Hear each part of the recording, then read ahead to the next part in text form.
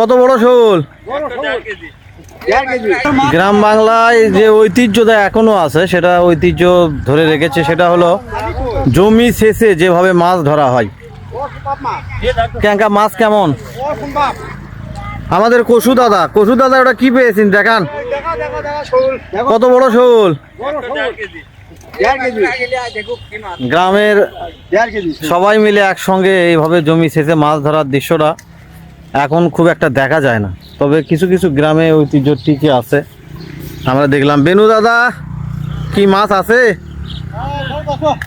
কি মাছ, কই না কি? দেবো আসেনি, দেবো না, হাসপাতাল অসম্ভব মাছ, মেডিকেল না। গ্রামীণ পরিবেশে যেভাবে জমি সেচে মাছ ধরা, খুব ভালো লাগে এই দৃশ্যটি। প্রচুর মানুষ আশেপাশে দেখার জন্য কিন্তু অনেক মানুষ জড়ো হয়েছিল। এখানেও আমরা দেখলাম মাছ টানা হয়েছিল।